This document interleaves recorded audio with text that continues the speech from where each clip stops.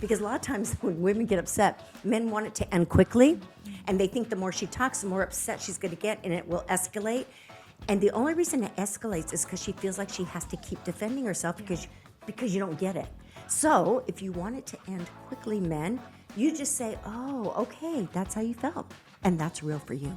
Okay. Yeah. And I don't ever want you to have to feel that way again. And if something I did or a look I gave or a comment I made you feel scared or unsafe or insecure or whatever, I'm going to do my best to never do that again. I don't want you to feel that way. And I think for most women, they'll go, oh, you do care about me. Okay. Yeah. Everything's all better. Welcome to the Daniele Hage podcast. I'm your host, Daniele Hage. Daniele is my mother-in-law and Nini to my three girls. She is pastor, speaker, and founder of Dynamic Traits. She has over 40 years experience in family and marriage relationships. She's been married to Steve Hage for 43 years, who travels the world preaching the gospel, and together they pastor a church in Laguna Niguel, California. So welcome back, Daniele. Thank you. So glad you're here. Yeah. Today we're going to spend some time talking about the biggest mistakes men make with women. That's going to take up a majority of our time. And then maybe we'll talk a little bit about the biggest mistakes women make with Which men. might be a totally different podcast. We'll Or see. it just might be little. We'll see. Maybe there's not a lot. I don't know. I'm just kidding. But if you're new here today, make sure you subscribe. Yes. And hit the notification bell so you know when these new episodes are coming at you. But today's going to be great. Yeah. So let's dive right in. Okay. So, and again, we're not stating the obvious. Like every time we or lots of times, we talk about something or I do something on Instagram, people will say, well, what about, and it goes both ways. And what about, like, we're going to talk, like the first biggest mistake with men that men make with women is thinking that leadership or headship means total control and dominance. Mm-hmm. And I'm going to go through about 6 different things. I'm not stating the obvious. Of course, infidelity is a mistake. Of course, abuse, any kind of emotional, physical, verbal, sexual is abuse. Abuse is abuse. So we're talking about some of the things that some people may just not notice, okay? And these can have a major impact in the negative for any relationship, okay? So the first one, okay, headship and leadership does not mean total dominance and control. And for a man that goes into a marriage thinking that it's his way or the highway, well, good luck with that. That's probably not going to work. Because first of all, why would you marry a woman that you think is dumb or stupid or has no thoughts or no value to add to your life as a man when it comes to making certain decisions about family and finances and faith and all the stuff that life throws you. So you married her because she added something to you, something you fell in love with her for a reason. So after marriage doesn't mean that she needs to go silent now. Okay. And you share your power with her. You share that leadership. And yes, according to the Bible, the men are the head in the home. What that means is, this is how my husband and I have always interpreted that scripture, is that we talk and converse and even argue as equals. But at the end of the day, if a decision needs to be made, somebody has to make that decision, even if we're not in total agreement. Of course, the goal is always to be in total agreement, but sometimes you're not. I will defer to him because he's the head. And like for my husband, he takes that responsibility very, very seriously because, if things go right, yay for you to the man. But if things go wrong because of a decision you made, then you're accountable for that too. So we always discuss as equals. How about you guys? Do you find that? Yeah, I think something we've learned along the way, and that's biblical as well, is it's the head and shoulders. Yes. Right. So if he's the head and the leader, financially, spiritually, whatever it is, he also shoulders the weight of that. Yeah, that's good. And I'm there to support that and not fight that. Right. Right. And we've had to learn that along the way too. Like if I undercut decisions he's made or things we're waiting on because of a future that we're building for, if I continue to undercut that, then that wears and puts more weight on his shoulders. Right. And I want him to feel supported in what I'm doing, But yeah, I mean, at the beginning, we had to delegate. If I'm home and I'm raising children, then this is my delegated authority, and I Right. do have leadership in that. Right. I do have Absolutely. influence in that. And he's like, I'm not going to think about it, because you've got it. And he You've got it, trusts and you he to have support it. me in that. So yeah, coming Right. together as equals Right. to talk about all those different Well, things. and I know too, like, I mean, early on, or pretty much all through our marriage, if I ever asked for something like, we need new furniture, we need a new car, we need, something, or the kids need this. And there were times, he didn't say it very often, but every now and then, I would really push for something, and usually was something for our family, not necessarily for me personally. And because we run the home, women kind of rule the household, right? And I know what's up. And he, as a man, isn't thinking about furniture or Right. decorating or anything like that. He's working. And so he would at times say to me, "Oh my gosh, you're putting pressure on me." And that affected me. It made me back up because I don't ever want to be the source of pressure and stress for my husband. He has enough pressure and stresses just with working and being the head. And I don't want to add to his pressure. So that would definitely make me back up. And then I might bring it up again later, a month or two down the line. And he would always say, "I know what you need, or I know what the household needs. Give me some time." Like, I'm not trying to keep it from you. It's just timing is everything. Yes. And so I would just say, okay, and I usually always got everything I wanted, as far as our family is concerned, but maybe not in the moment. I wanted it, and that's okay. And you've talked about that too, being able to communicate needs versus wants. Yes. When it comes to the kids, like, we're coming into a new season, the kids may need some new clothes, they've grown out of everything. So communicating that need, it's not a need today, but within the Yes. next few weeks. Yeah, just be thinking before about we it. hit the next season, this is a need. Right, put and it being into able the budget. being able to let him problem solve. I'm taking ownership of it. I'm taking, the organization of it, but letting him take the problem solving piece of it, of how are we going to work that into our budget, or how are we going to figure that out. Very good, very good. Okay, the second thing, again, this kind of ties right into the first mistake of thinking leadership, it means total dominance and control, is devaluing your wife's influence, okay? And not giving her a voice and not sharing power with her. You both, again, you are equals. And whenever I say that, people will always say, men and women are not equal. Okay, what I'm saying is, yes, we have different roles. Yes, men and women have different strengths, different weaknesses, but we are equal in value. A man is not more valuable than a woman in marriage, okay? In any relationship. We are human beings are all equal in the eyes of God, yet we have our lane to run in, and we have different roles to function in, okay? So, but not giving your wife a voice or a say, again, devalues her and dismisses her. And that's not going to work in a relationship, because nobody wants to feel like they don't have value in any relationship. So again, talking it through, hearing her out, listening to her point of view, and you never know. She may have a great point of view that maybe you never thought of before. And again, just being willing to hear one another out, especially when you're at a standstill about things. What are some of the red flags when dating? Like, talk to me like I'm single and stupid. What are some of the red flags to look for when you're dating to not be, like, I don't know, does the flip really switch in some relationships where you get married and all of a sudden, like, oh my gosh, he is completely dominating me and he is devaluing my influence. But Okay. what do you look for? If you're seeing some signals during dating, this is what a lot of people do. They see like the red flags and like, wow, he's kind of controlling, or oh, I know, he's just being the man, or he's kind of jealous. Like, another guy just looks at me, I haven't even done anything, and he gets all jealous and then blames me for it. Or at first, women think, oh, it's because he loves me so much and he just wants to protect me. And yes, he might want to protect you, but another man coming on to you or looking at you is not your fault.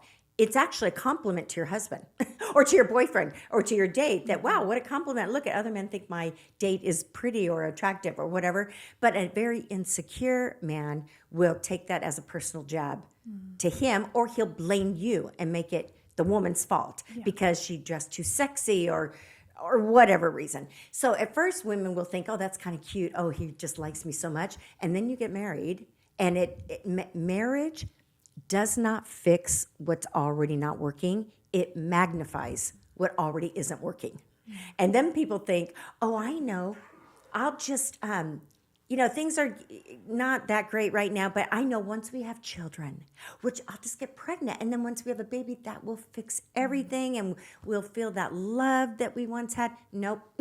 Children double magnify what isn't working. Now that you've just added more stress to your life. And yes, as wonderful as children can be and all of the, all the goodness and joy that children can bring, it's hard. Raising kids is really hard. Yeah. So if you're already seeing things in dating that you think is a red flag, don't think, well, the more he falls in love with me, he'll want to change. Yeah. Rarely do people change that much. Mm-hmm. And the only way they change is if they see the need for change. They know that they need to change and they're willing to put the work in, put the personal growth in to make those changes. You can't make them change. So you just need to be aware of that. Yeah. And I think so many, especially girls, get caught up in the romance and the fairy tales of love and romance. And, relationships are work. They're hard. Mm-hmm. They don't have to be hard, but sometimes they're a lot of work. And if it's, I think when you're dating, you're on your best behavior. Yeah. That's when you're your best version because you want to win the other person over and you're getting to know each other. And if it's already really hard dating, just know it's going to get harder after marriage. Yeah. So it should be easy. And usually people that just have a great dating relationship, they're the ones that want to get married because I don't want to live without you. I love my life. You've brought so much and you bring so much inspiration and to my life. I want to live with you. I want to build a life with you.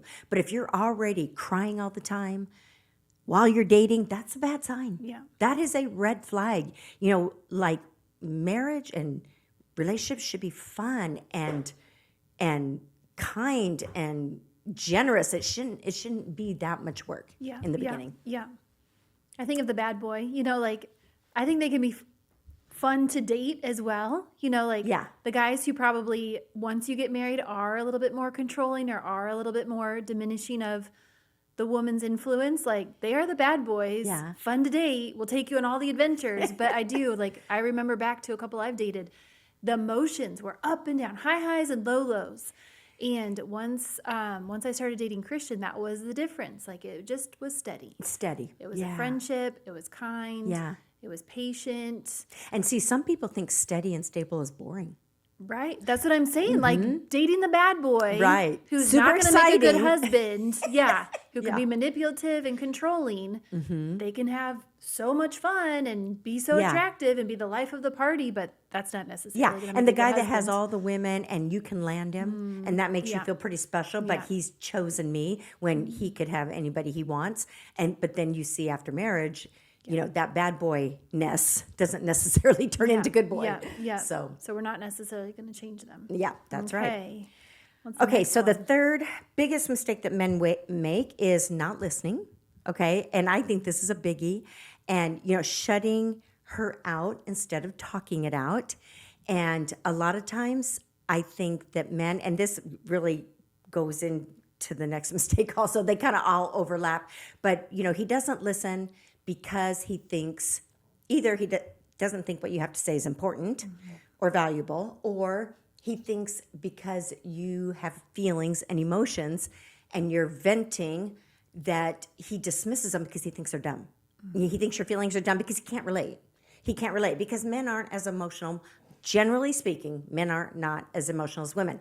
And I hear all the time, people will say, well, it's the reverse for me. My husband is the more emotional one. I'm the more logical one. And that happens. And that's normal. Yes, there are some women that are very logical. I'm not highly emotional in my relationship. Mm-hmm. I think my husband is probably the more emotional one. He's the more wordy one. I mean, he's a preacher, right?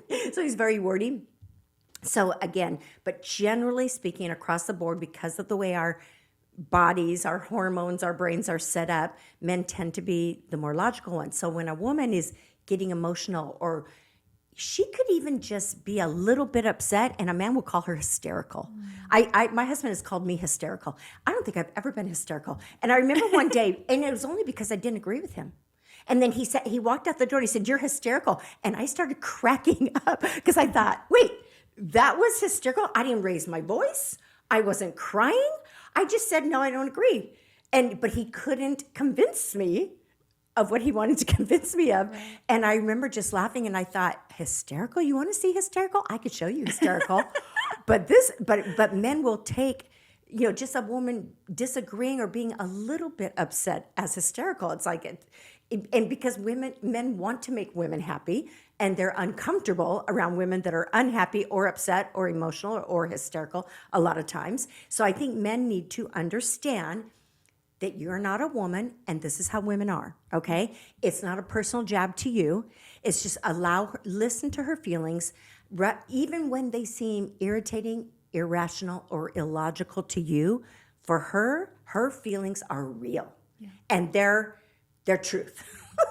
and it may not be the truth at all in your eyes. Her story, the way she's communicating or describing the event, you might be thinking it didn't happen that way at all. Mm-hmm. Whatever it is, to her, that's how it happened and that's how it felt, okay? Whether you agree or not, just listening and validating her feelings, which all that means, it doesn't mean you're in agreement.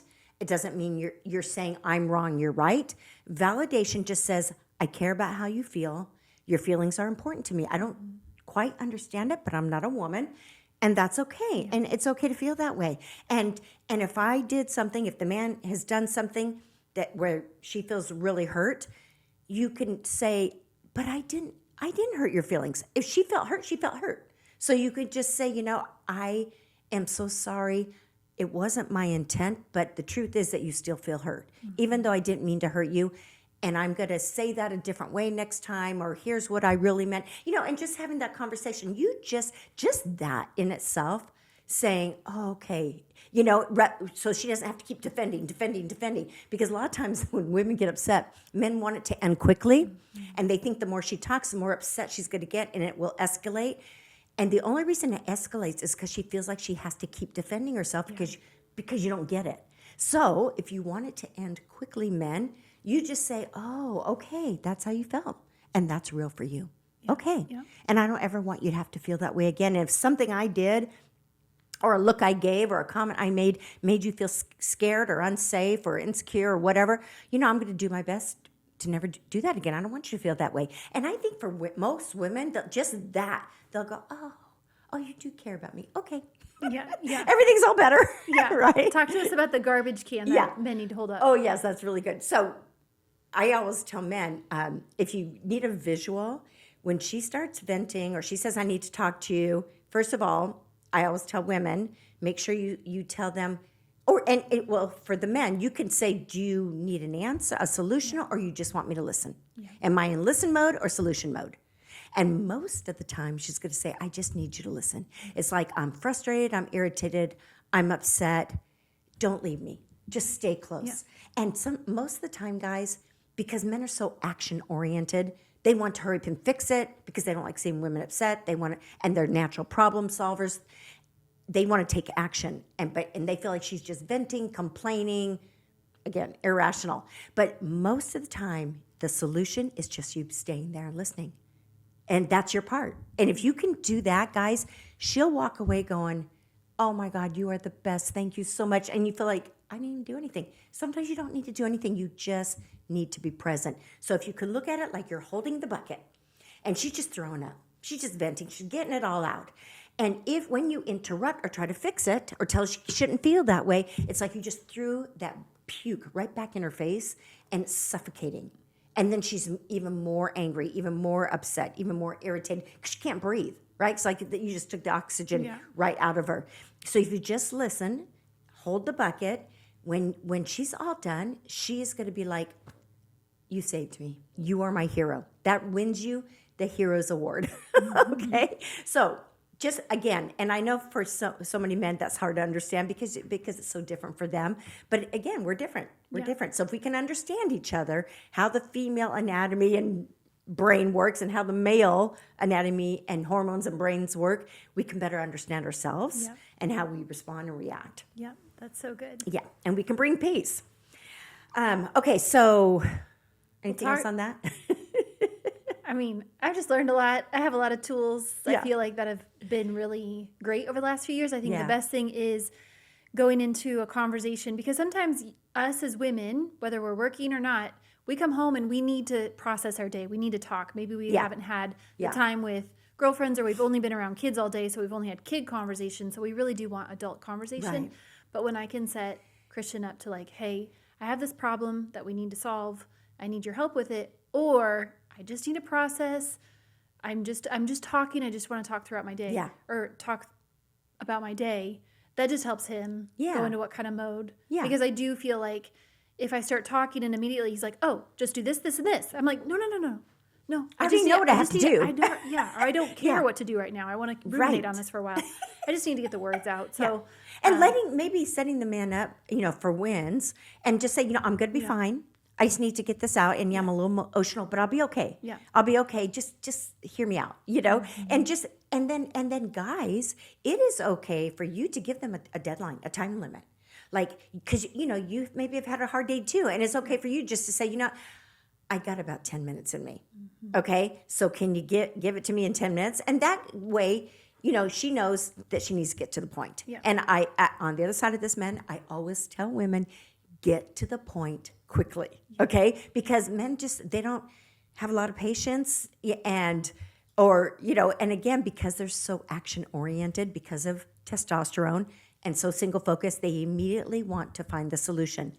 So you just say, okay, maybe I have 5 minutes, maybe I have 10 or whatever, and that's her signal. Get to the point. I always tell women, talk to them in bullet points. Here's the problem. Here's 1, 2, and 3. I don't need your help. Okay, and here's 4, 5, and 6. And then if the man wants more detail, he can ask, because he might not. Yes, that's so Save good. the details Yeah. for your girlfriends, Yeah. your mother-in-law, Yeah. your mom, because he women usually love always details. asks if saving the details. That's so good. And Okay. guys, just remember too that details, as unimportant as they may seem to you, for her, it makes her feel safe.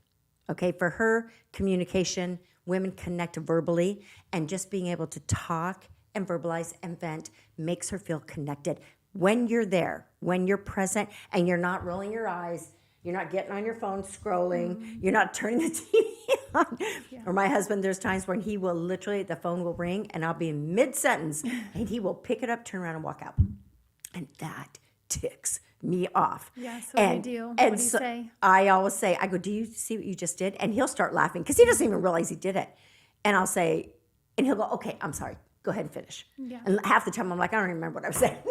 Because now that phone call interrupted us. So that's something that he knows he needs to work on with me. I always ask who just like not necessarily picking up the phone to talk, but picking up to start scrolling or responding to a text mid-conversation.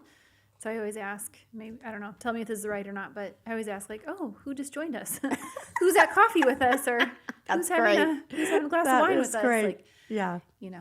Because I feel like, okay, now you're diverted. I know men are single focused. Yeah. And so now your attention's on that person and this is done. Yeah. Steve and I went for a walk the other day down at the beach, and it was like a Saturday morning walk, and we hadn't done that in a while. And he has his phone, and we weren't necessarily talking about anything. We're just enjoying the view, the ocean stuff. And he was on that phone constantly during that walk, and he was hanging way back. Usually Steve walks in front of me.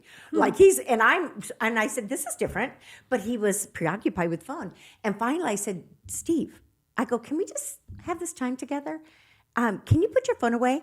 But I realized, he was under some stress, and every one of those phone calls were calls with something that he had been working on. Yeah. And he was like, you don't understand. This is like a paycheck for me. Like my phone, symbolizes a paycheck. I need to take these calls. And so that helped me to go, okay. It wasn't like he was just shooting the breeze with somebody and ignoring me. It's like, and I said, okay, I get that. And I said, but can we have any time at all this morning where you just save that for later? And he caught himself. He goes, okay, all right, yeah, you're right. Yeah. And he finally did put his phone away. But again, is it all personal to me? Do I need to get all but hurt over it? No. I think that's important too. Yeah. I think that's important too, because there's many times where he may be home physically, but Yes. he's still working. Yep, And yep. I have to be able to respect. But knowing and being able just to have that conversation, not taking it personally, one, when he doesn't want to talk. There's some days where he comes Yeah. home and he does not He want to can't talk. handle it. Even Yeah. though I'm like, I've only been around kids all day. I need to talk. Yeah. He's just tapped out. So not taking that personally. And two, knowing, saying, hey, if we're going to sit down and watch this movie or we're going to watch this show with the kids, can the phones be away? Well, no, because I'm waiting on this and this and this. Yeah. This person's working on this. They're in a Right. different time zone. So that's why I'm working late. Okay. But Yes. not taking it personally. But if it is just the like scrolling or like sending memes Yeah, back and forth to the right. guy group, like, hey, Right. you think we can? That's different. Yeah, Yeah. yeah. And I think too, and probably women do this more than men. I think women take so many things that men do personal. And if we could just get past that good. it's not, it doesn't mean he doesn't love you. It doesn't because he doesn't have time in that moment. It doesn't mean he's ignoring you. It just means he might be focused on something else. It is not a personal hit to you. But I think as you mature and grow, that comes to you more naturally. I think more immature people take things personally. Less secure people take things personal. Not everything is about you. You know, most things aren't just about you. And that just comes from being healthy minded and secure in who you are. And usually, you know, if somebody is blaming you for something, it's usually their issue, or maybe they're projecting something onto you. I know what is in my what things are I'm responsible for and what things I'm not responsible for, as it comes pertaining to my husband's feelings. And a lot of times, you know, we all do that. Something that's going on in us will project onto others, because it's much easier to point the finger than to point it back at us, right?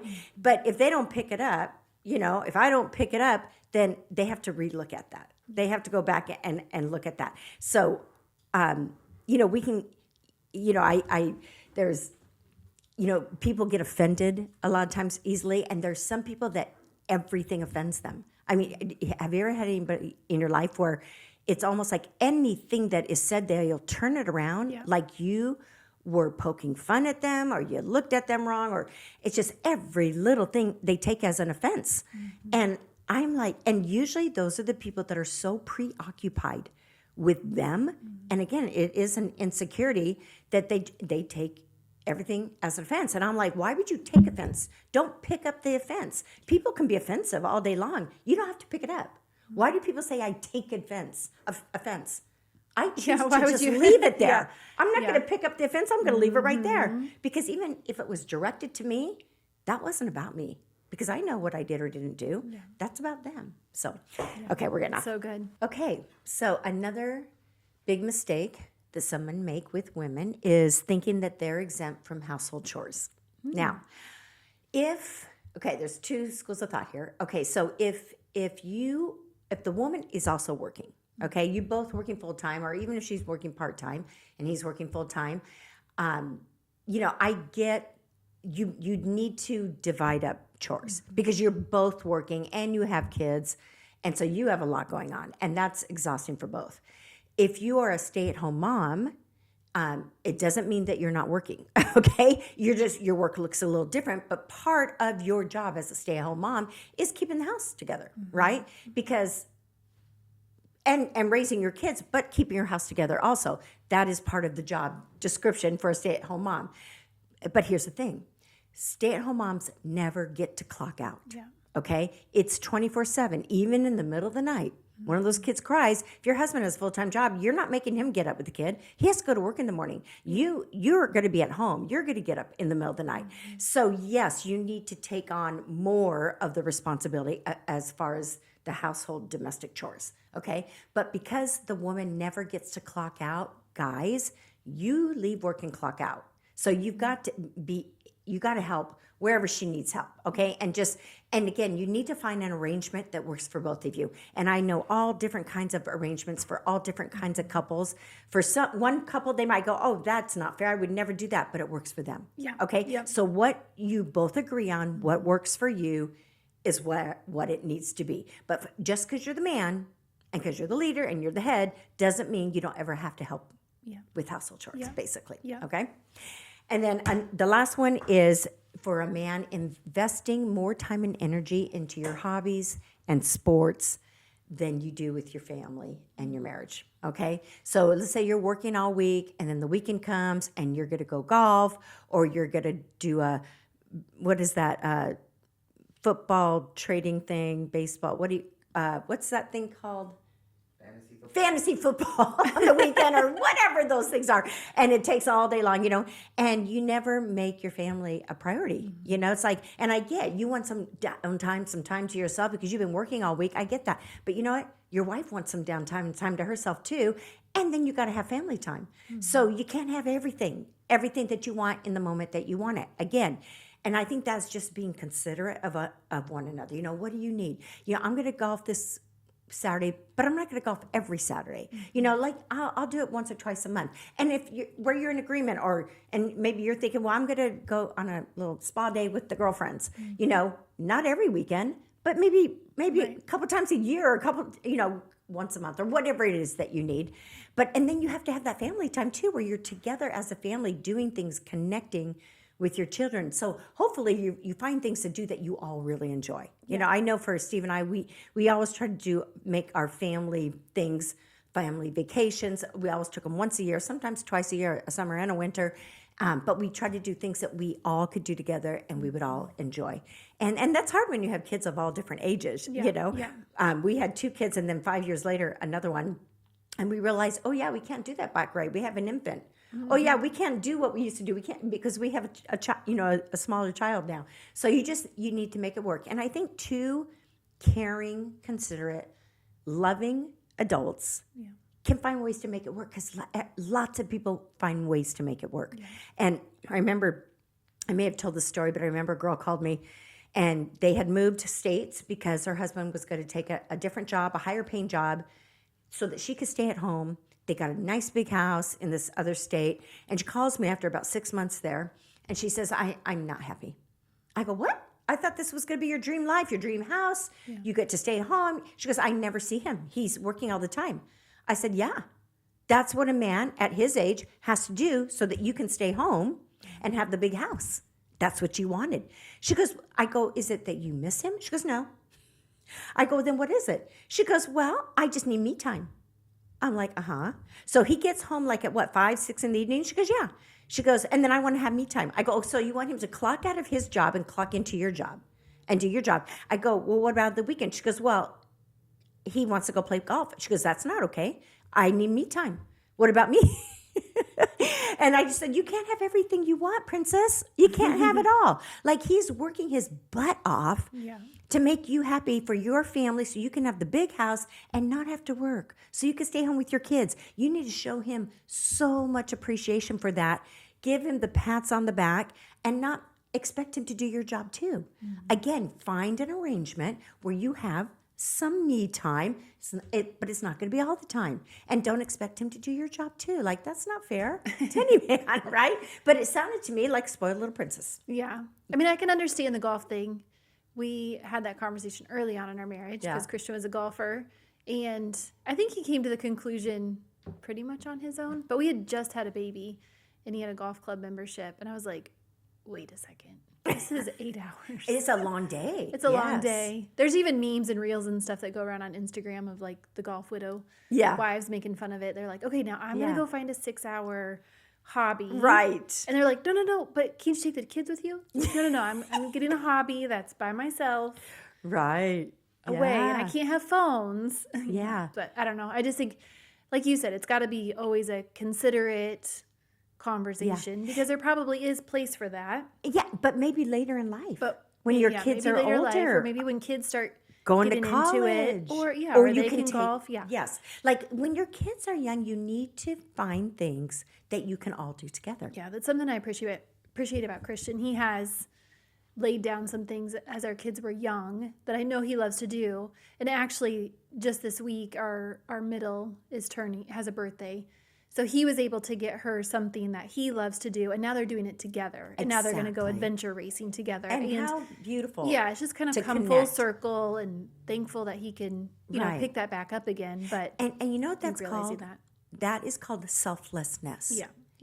So many people are just so selfish. They're not willing to put aside their wants, their needs, their interests for anybody else. And, the Bible also talks about putting others' interests before your own. And that doesn't mean always, every single moment, like you're not, that you're not valuable. But when you're both putting each other's interests above your own at times and saying, okay, I'll stay back, you go ahead. I know you really love that. Or, I'm going to lay that down because it's not working for our whole family. That is a beautiful thing. And that all that does is nourish and enrich your relationship and the way you see each other as husband and wife, that you're willing to lay your life down and lay your hobbies down for our kids. Guess what? One of these days, those kids are going to be grown and gone. And you're going to look back and go, yeah, you can golf all you want now. But, you're going to miss having those kids around. And so, again, it's just timing. And we have a long life. And you'll get it all in eventually. But it doesn't all have to be right now. So, but those couples who are at a stalemate, I just feel like being married, we're in the stage of life we're in, being married now 10, 15 years, having kids that are active in those middle childhood years. I know so many couples that are just at that stalemate. Like she's martyred or not getting her needs met, but she can't identify what they are. He's going to do what he's going to do. He's not giving up his hobby or whatever. Or activity, and they're just at this stalemate. Like, what do you suggest to those couples that are just like, I need me, I need me, I need me, I need me? Both are going to have to learn some selflessness. That's what I would suggest. You chose to get married, and you have to remember all the great things about it. Raising a family, building a life together, all the joy that it brings, all the positives, and not get stuck on the negatives. Our feelings follow our actions. It's not the other way around. So you start acting as if, you're kind, you're loving, you touch, you're supportive, whatever you need right now. And the more you give, the more you're going to get back. You're not giving to get back, but it just is a natural consequence. You're giving. You're saying to your husband, okay, what do you need? What do you need? Okay, I want to support you in that. Here's something, can I get support in this area too? And hopefully both are willing to play their part. It can't just all be one-sided forever. For a moment, for a couple moments, but not forever. That's going to get old. So again, I think both of us laying down our selfishness is what it all comes to at the end of the day. That's so good. All right, let's end it there. So if you enjoyed today's episode, please subscribe, hit the notification bell, share this episode. And Danielle is very active on social media, so make sure you follow her on Instagram and Facebook, and we'll see you next time.